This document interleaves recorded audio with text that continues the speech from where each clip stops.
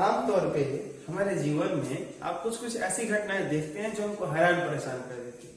जैसे आपके घर में एक बाल्टी में पानी भरा हो और उसमें कोई रॉड रख दीजिए आप, या ग्लास ले लीजिए, ग्लास में पानी भर के उसमें पेंसिल डाल दीजिए। आप देखेंगे कि वो पेंसिल आपको मुड़ा हुआ प्रतीत होगा। आपको ऐसा लगेगा कि जो बाल्टी में आपने रॉड डाला है, ग्लास में जो आपने पेंसिल डाला है, वो आपको टेढ़ा लगेगा, मुड़ा हुआ प्रतीत होगा। या आप किसी नदी किनारे जब जाते हैं और उसमें कोई लंबी सी लकड़ी या छड़ी या कुछ भी ऐसा डालते हैं तो वो मुड़ा हुआ प्रतीत होता है, सीधा प्रतीत नहीं होता है। आप किसी सिक्के को आप किसी बर्तन में डाल दें, किसी पानी में से भरे हुए बाल्टी में डाल दें, तो आपको एहसास होगा, आपको लगेगा कि सिक्का जो है थोड़ा सा ऊपर उठा हुआ है, ऐसा आपको प्रतीत होगा। सिक्का कहीं और है तो आपको कहीं और दिखेगा। आए दिन आप जब सड़कों पे चलते हैं गर्मी के मौसम में, जब काफी धूप होती है, तो मैं वो समय बता रहा हूँ, जब आप सड़कों पे चलेंगे और दूर जब देखेंगे तो आपको ऐसा लगेगा कि आगे सड़क पे पानी है, लेकिन जब आप वहां जाएंगे तो वहां पे पानी नहीं होता है।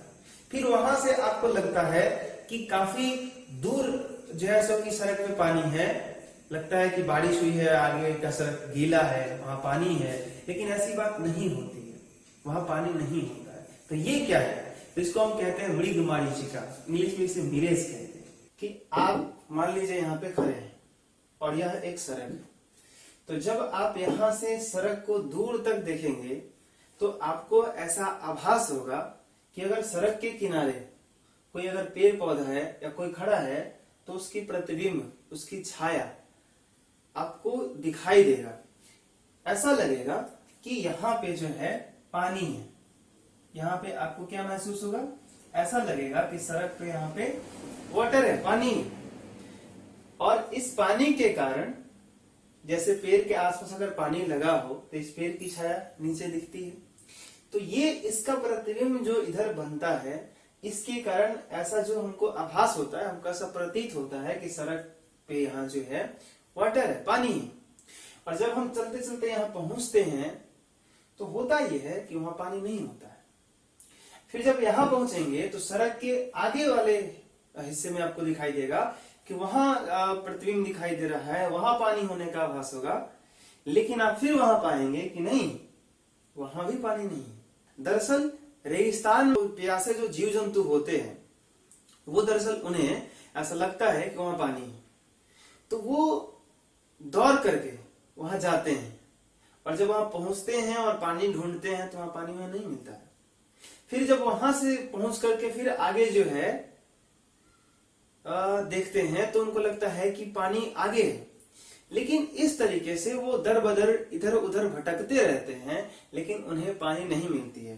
तो पानी की जो तृष्णा है, पानी की जो बेचैनी है, उसमें वह एक स्थान से दूसरे स्थान तक भटकते हैं। और खासकर इसमें जो लिखा गया है मृगमरीचिका, जो मृग की तृष्णा होती है, मृग आप जानते होंगे, शायद हिरण को कहते हैं, तो वो जब प्यासे होते हैं तो यहाँ वहां जो है सो की भटकते हैं, जिसके कारण हम जो है इसका नाम हमने मृगमरीचिका रखा है, उसको इंग्लिश में हम लोग मिरेज कहते हैं। ठीक है, तो खासकर इसके वजह से जो रेगिस्तान में जीव जंतु होते हैं या जहाँ पे पानी की कमी होती है, वहां पे काफी ज्यादा जीव जंतु परेशान होते हैं।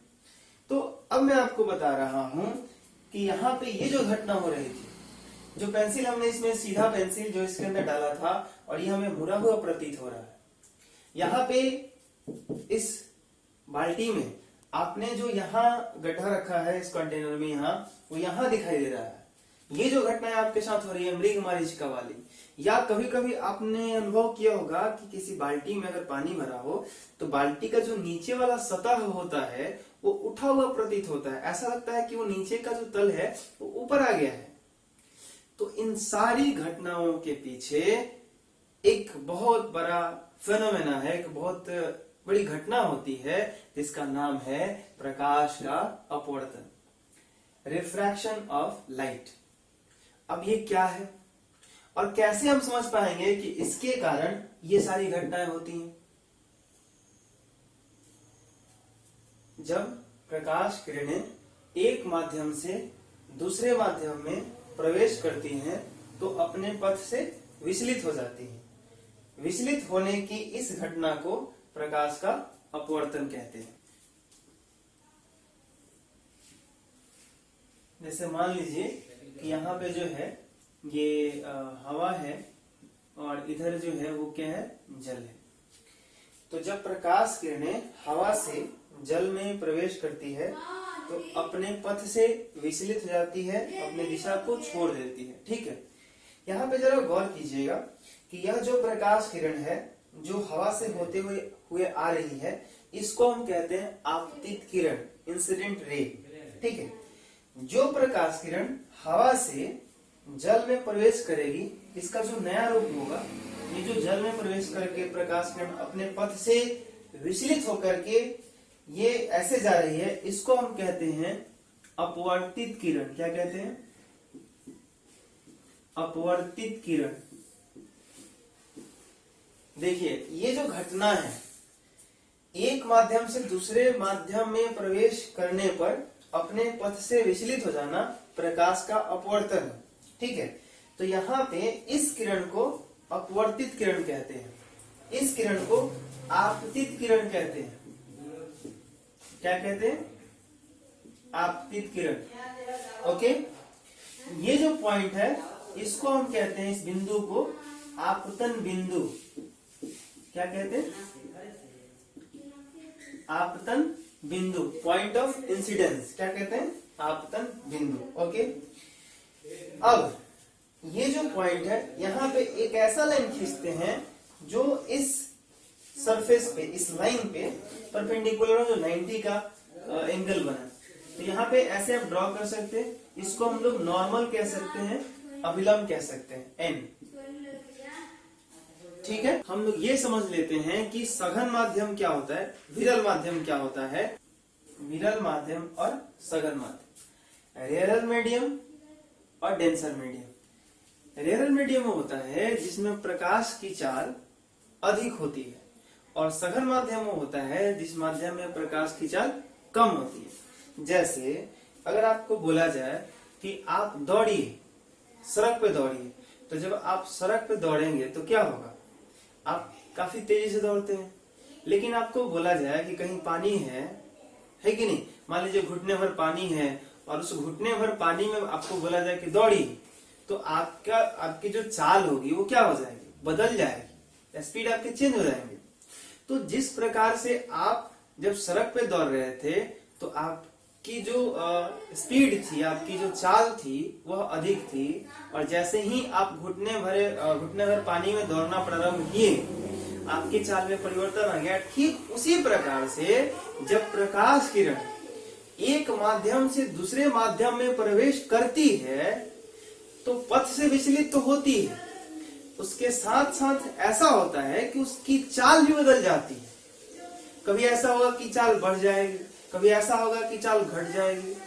तो एक बड़ा कॉमन सा आपको एग्जांपल देते हैं। जैसे मान लीजिए आप रोजमर्रा के जीवन में एक स्थान से दूसरा स्थान तक जाते हैं, साइकिल से, बाइक से, कार से।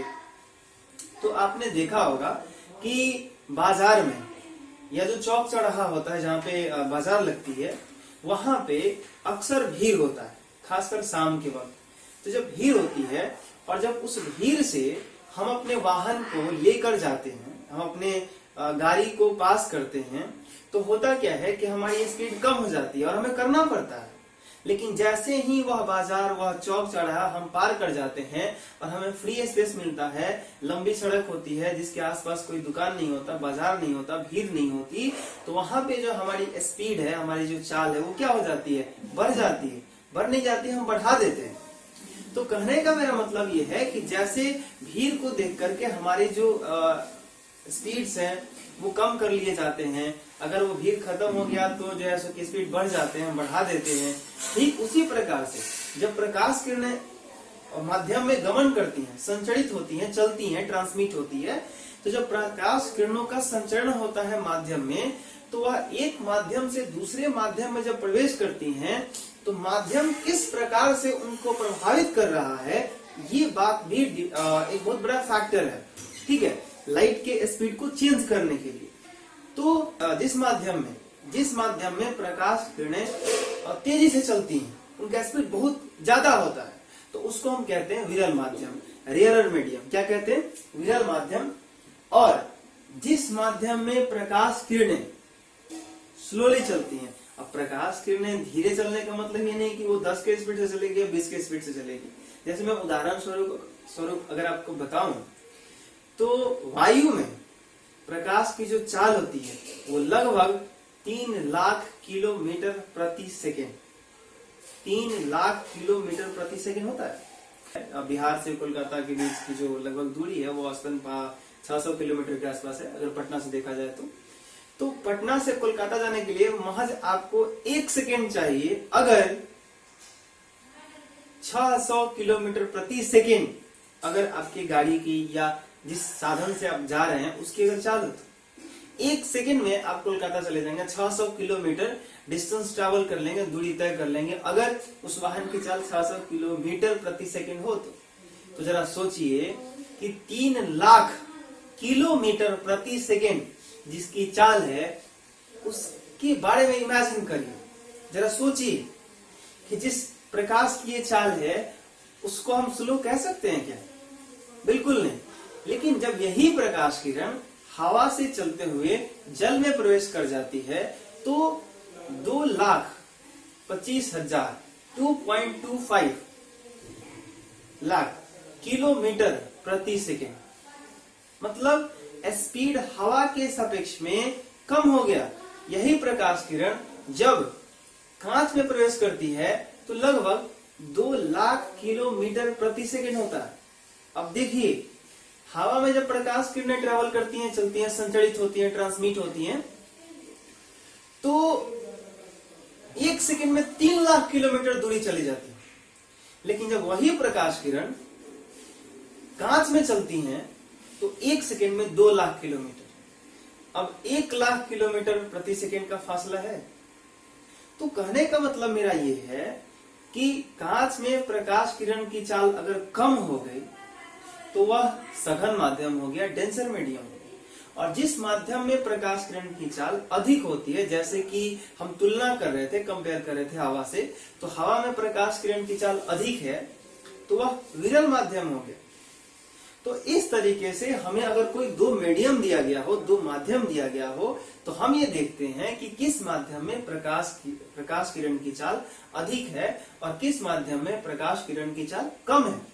तो जिसमें कम होता है उसको हम सघन माध्यम कहते हैं और जिस माध्यम में प्रकाश किरण की चाल अधिक होती है उसे हम विरल माध्यम कहते हैं, रेयर मीडियम कहते हैं। तो ये मीडियम होते हैं 2 तरह के, विरल माध्यम और सघन माध्यम।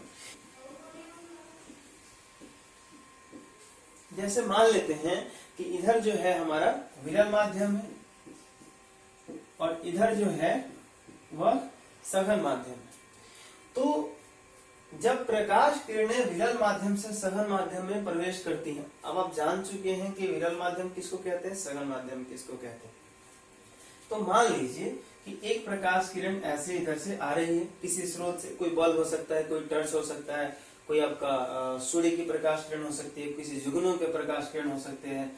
तो किसी भी माध्यम से किसी भी स्रोत से प्रकाश किरण यह आ रही है तो इसको हम क्या कहेंगे, स्रोत से आने वाली प्रकाश किरणों को आपतित किरण कहते हैं। मैं आपको एक बात रिपीट कर दूं, एक बात बोल दूं कि बहुत सारी ऐसी बातें होती हैं, बहुत सारे ऐसी छोटी छोटी परिभाषाएं होती हैं जिन्हें शिक्षक बोल करके निकल जाते हैं।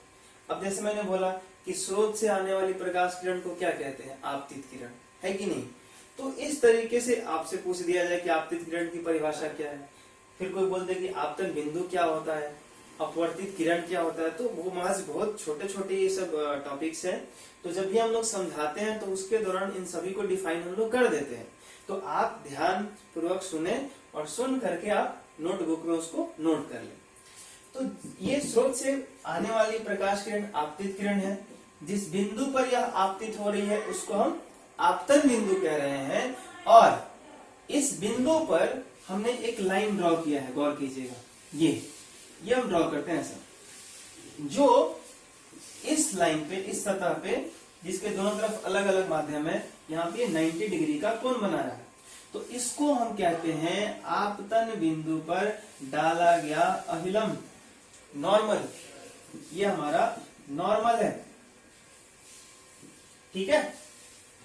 तो अब यह प्रकाश किरण अपने पथ से विचलित होगी।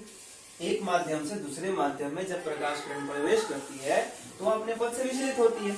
तो सवाल ये है कि जब ये प्रकाश किरण ऐसे जा रही है तो सीधे तो जाएगी नहीं, इसका जो अपना डायरेक्शन है वो तो ये है।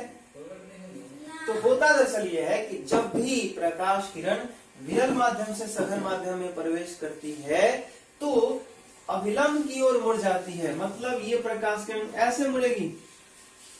यह जो प्रकाश किरण है ये यहां से आके देखिए अपने पथ से विचलित हुई, लेकिन किधर मुड़ी? अभिलंब की ओर, ठीक है। इसी प्रकार से मान लीजिए, जरा गौर कीजिएगा कि इधर हमारा सघन माध्यम होता, इधर क्या होता? सघन माध्यम, और इधर क्या होता? विरल माध्यम। कौन सा? इधर सघन माध्यम, इधर विरल माध्यम। और यह प्रकाश किरण, यह जो प्रकाश किरण है जो स्रोत से आ रही है, अब सघन से विरल में जा रही है। गौर कीजिएगा, पहले विरल से सघन में प्रवेश कर रही थी, अब सघन से विरल में जा रही है, इसके विपरीत। तो अब क्या होगा? तो यहाँ पे यह आपतन बिंदु पे पहले अभिलंब खींच लेते हैं, इसको हम क्या बोलेंगे? Normal N. अब क्या होगा कि यहाँ पे यह जो प्रकाश किरण है इस दिशा में जाना चाहती है, बट ये जो प्रकाश किरण है ये कुछ ऐसे मुड़ेगी, गौर कीजिएगा, अभिलंब से दूर,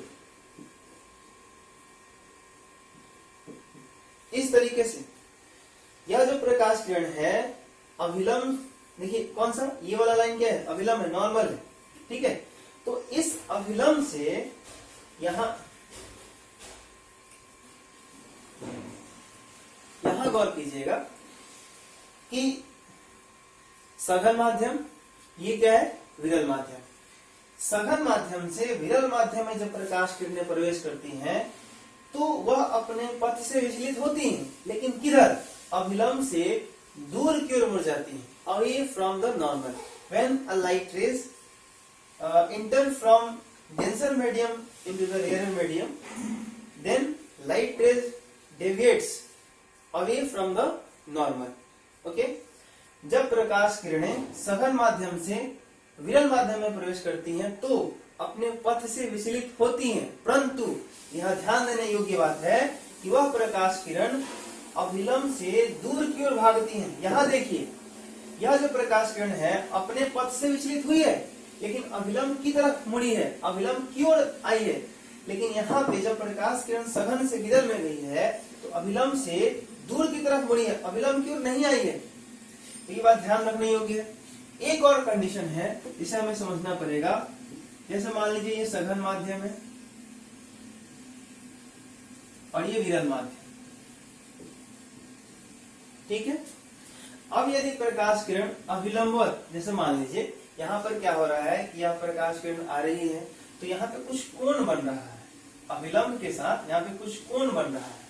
लेकिन यहाँ पे गौर कीजिएगा, अगर प्रकाश किरण ऐसे आपतित हो, बिल्कुल नॉर्मल अभिलंबवत आपतित हो, जैसे एक अलग माध्यम, एक अलग माध्यम, लेकिन जब प्रकाश किरण अभिलंबवत आपतित हो तो इसके चाल में परिवर्तन आता है, परंतु इसके दिशा में परिवर्तन नहीं होता, ये विचलित नहीं होती, इसके डायरेक्शन चेंजेस नहीं होते। होता दरअसल ये है कि ये अपने पथ पे बिल्कुल ही जो है ये सीधे निकल जाती है, सघन माध्यम से विरल माध्यम में, या इधर विरल होता इधर सघन होता तो भी चलता। तो सघन से विरल या विरल से सघन जब प्रकाश किरणें अभिलंबवत आपतित होती हैं तो वह अपने पथ पे ही रहती हैं, वह उस पथ से विचलित नहीं होती हैं। याद कीजिए, जब प्रकाश के परावर्तन में पढ़े थे तो वहां क्या था कि जब समतुल दर्पण पे प्रकाश किरणें अभिलंबवत आपतित होती हैं तो टकराने के बाद पुनः अपने पथ पर वापस लौट जाती हैं। तो यह प्रकाश का परावर्तन था जिसके कारण उसी पथ पे लौट जाती है। लेकिन यहाँ प्रकाश का अपवर्तन है, एक माध्यम से दूसरे माध्यम में प्रवेश करना। तो यहाँ पे जब एक माध्यम से दूसरे माध्यम में प्रवेश करती हैं, किस कंडीशन में? अभिलंबवत, नॉर्मली। तो जब लाइट रेज नॉर्मली इंसिडेंट होती हैं तो वह प्रकाश किरण एक माध्यम से दूसरे माध्यम में बिना विचलित हुए प्रवेश कर जाती हैं, वो चाहे सघन से विरल हो या विरल से सघन, ठीक है।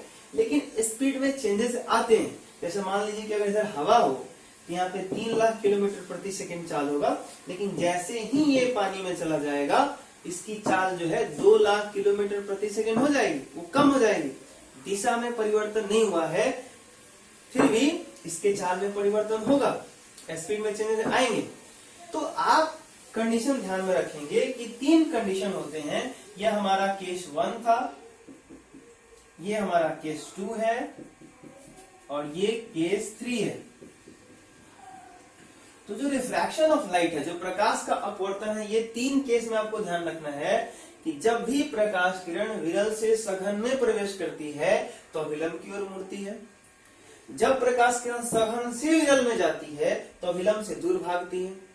और जब प्रकाश किरण सघन माध्यम से विरल माध्यम में या विरल माध्यम से सघन माध्यम में अभिलंबवत आपतित होती हैं, जो यहाँ पे 91 है, तो बिना विचलित हुए अपने पथ पे एक माध्यम से दूसरे माध्यम में चली जाती हैं, परंतु यहाँ दिशा में परिवर्तन नहीं होता, परंतु यहाँ पे चाल में परिवर्तन अवश्य होता है, निश्चित रूप से होती है। ठीक है, ओके।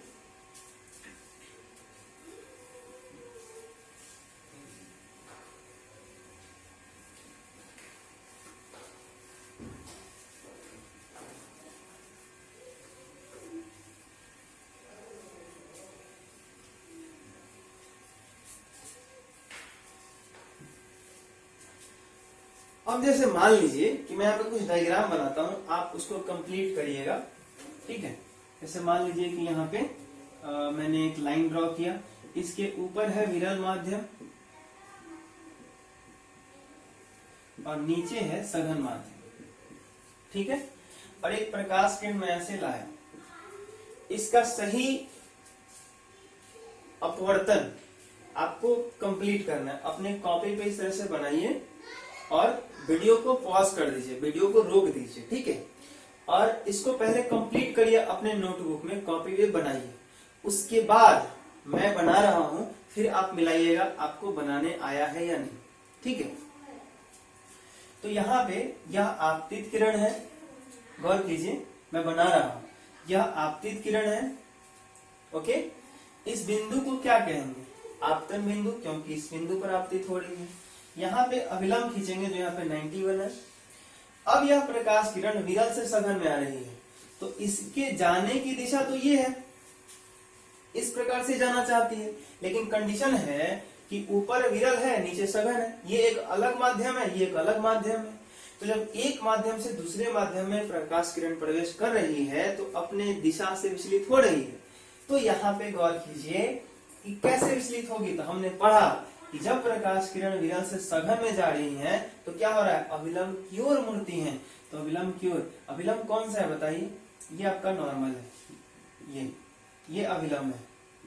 ठीक है, तो किधर मुड़ेगी प्रकाश किरण? ये वाला या ये वाला? 1 सही है या 2 सही है?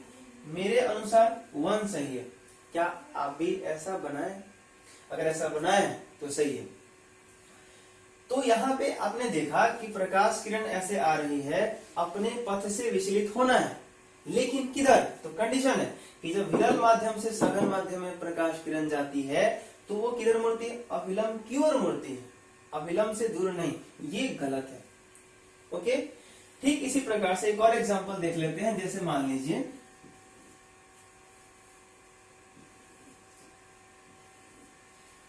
लीजिए कि यहाँ पे ऊपर हमने लिख दिया सघन माध्यम और नीचे लिख दिया विरल माध्यम। ओके, और ये प्रकाश किरण ऐसे आ रही है। ठीक है, तो यह प्रकाश किरण अगर इस प्रकार से आपतित हो रही है तो यह आपतित किरण, यह आपतन बिंदु और यह आपतन बिंदु पे डाला गया अभिलंब। ठीक है, तो इस प्रकाश किरण के जाने की दिशा ये है। ठीक है, लेकिन जब माध्यम बदलेगा, माध्यम चेंज हो जाएगा तो दिशा बदलेगी। अब यह प्रकाश किरण जो है किधर मुड़ेगी? अभिलंब के नजदीक, जैसे नॉर्मल है तो ये अभिलंब की ओर मुड़ेगी या अभिलंब से दूर? तो अभिलंब से दूर। अब यहाँ पे ये वाला सही हो जाएगा। तो जब प्रकाश किरण विरल से सघन में आती है तो अभिलंब की ओर मुड़ जाती है, ये गलत है। ओके, अभिलंब की ओर मुड़ती है, और जब सघन से विरल में प्रवेश करती है तो अभिलंब से दूर भागती है, दूर की तरफ मुड़ती है। एक चीज ध्यान रखिएगा, तीसरा जो मैंने बताया कि जब सघन से विरल, जैसे मान लीजिए ये सघन माध्यम है और ये विरल माध्यम, ठीक है, और ये हमारा अभिलंब है, नॉर्मल है, ओके। तो प्रकाश किरण यदि अभिलंबवत आपतित हो, जो यहाँ पे 90 बना सके, बिल्कुल ही अभिलंबवत, तो ये अपने पथ पे ही एक माध्यम से दूसरे माध्यम में चली जाती हैं। सिर्फ यहाँ पे चाल में परिवर्तन आता है, स्पीड में चेंजेस आते हैं, डायरेक्शन में कोई चेंजेस नहीं आता है, ठीक है, ओके। अब यहाँ पे कुछ नया चीज सीखते हैं। ये है आपतित किरण और ये क्या है, अभिलंब, नॉर्मल। मैं थोड़ा सा छोटा करता हूं।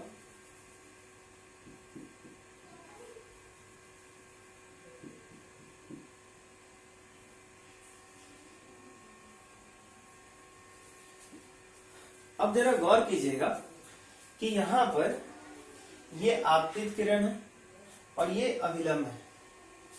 इसको हम लोग क्या कह रहे हैं, आपतित किरण, और ये क्या है, नॉर्मल। तो आपतित किरण और अभिलंब के बीच के कोण को क्या कहते हैं, आप पहले भी पढ़ चुके हैं। तो आपतित किरण और अभिलंब के बीच के कोण को कहते हैं आपतन कोण। यहाँ पे जगह नहीं है, मैं इधर लिख दे रहा हूं, क्या कहते हैं, आपतन कोण, एंगल ऑफ इंसिडेंस, आई। कौन है,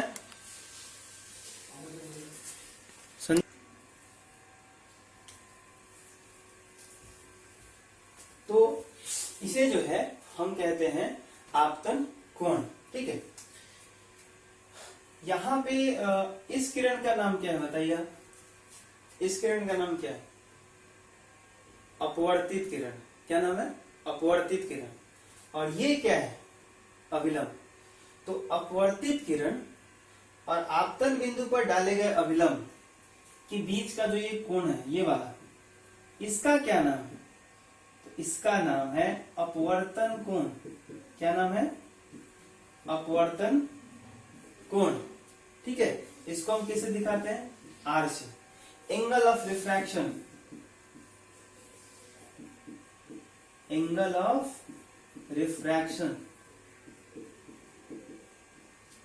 और इसे क्या कहते हैं, एंगल ऑफ इंसिडेंस।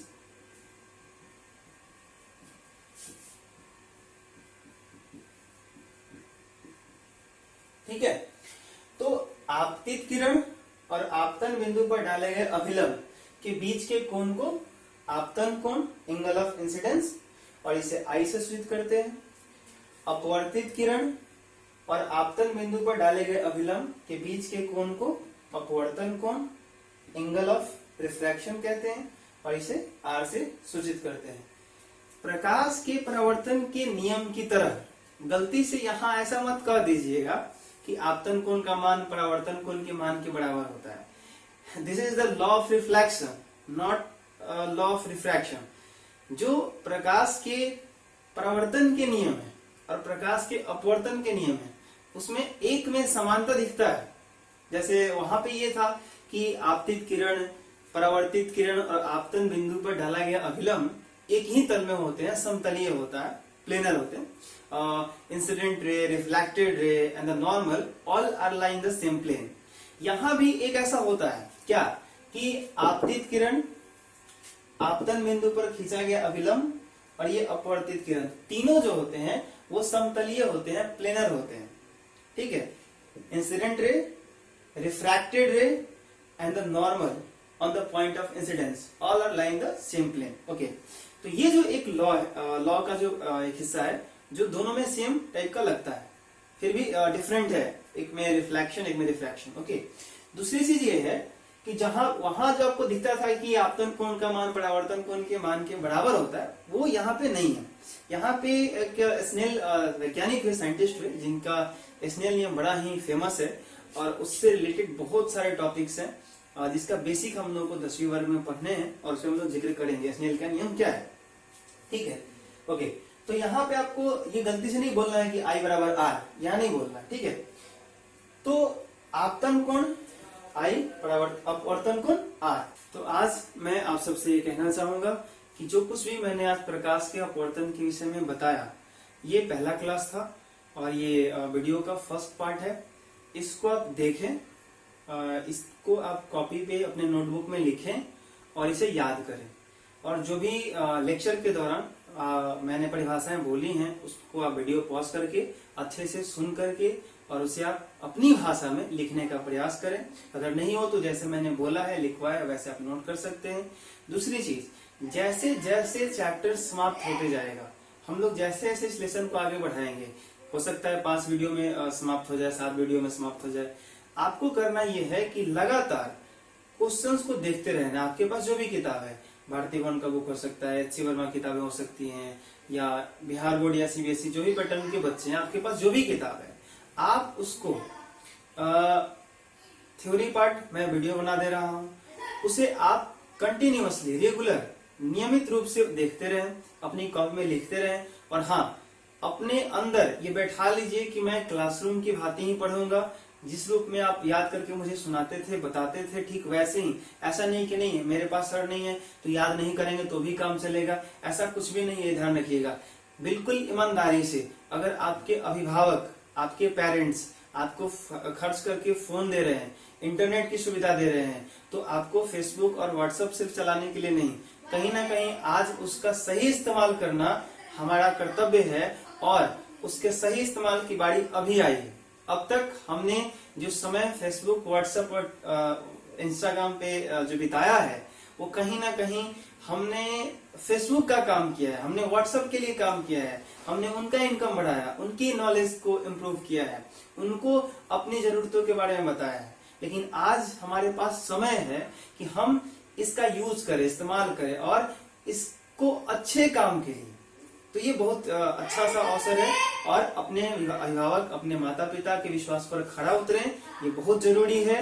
और ये निश्चित रूप से ध्यान कर लें कि आज जो आपके पास समय है, जो आप अपने घर में बैठ के बिता रहे हैं, खासकर ये बात मेरे विद्यार्थियों के लिए मैं कह रहा हूँ कि अगर आपको ऐसा लगता है कि आपको कोई नहीं देख रहा है और इस समय को आप बर्बाद कर रहे हैं, तो कहीं ना कहीं आप बहुत बड़ी गलती कर रहे हैं।